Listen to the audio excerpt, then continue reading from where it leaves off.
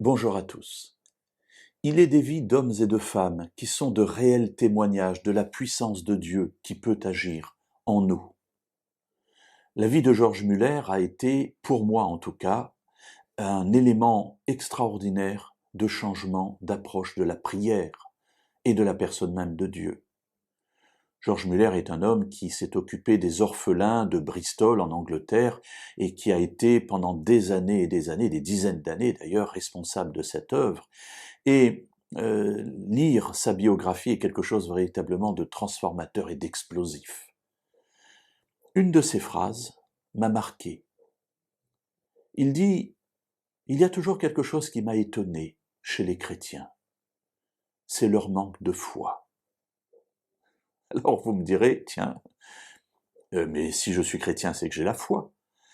Mes amis, la foi n'est pas qu'un sentiment intellectuel, c'est quelque chose qui doit passer dans la vie de tous les jours, dans la vie pratique, dans mes défis journaliers, dans mes problèmes pour acheter une voiture ou pour élever mes enfants, ou pour savoir comment je vais terminer le mois.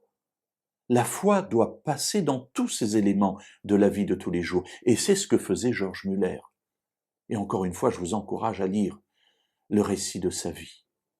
Et cette interrogation sur la foi des croyants, eh bien, Jésus l'a eue aussi, figurez-vous. Donc George Muller n'est pas celui qui, le premier, s'est interrogé en se posant cette question. Dans l'Évangile selon Luc, au chapitre 18, Jésus parle, il donne une parabole, celle qu'on appelle habituellement la parabole du juge inique.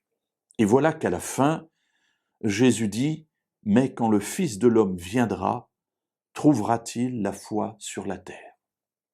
Voilà, ici il s'agit de prier, d'insister jusqu'à ce qu'on obtienne ce qu'on a demandé. Et Jésus dit, eh bien, il faut prier avec foi. Il faut prier en croyant qu'on le reçoit, sinon ça sert à rien. Et du coup, il termine cette parabole avec cette interrogation étonnante. Mais quand le Fils de l'homme viendra, trouvera-t-il la foi sur la terre? Alors, mes amis, posons-nous cette question dans notre vie. J'ai la foi en Dieu, je sais qu'il existe, ok, très bien. Remarquez que les démons le savent aussi. Ça ne change pas grand-chose à leur vie. Qu'est-ce que ça change dans ma vie de croire que Dieu existe, de croire que Dieu m'aime, de croire que Jésus est mort pour moi? Est-ce que cela m'amène à changer de vie pratiquement? Est-ce que je laisse Dieu agir en moi pour qu'il développe en moi une vie nouvelle? Est-ce que j'ai réellement foi en lui? Voilà cette question que Jésus me pose. Lorsque le Fils de l'homme viendra, est-ce que toi, tu auras la foi?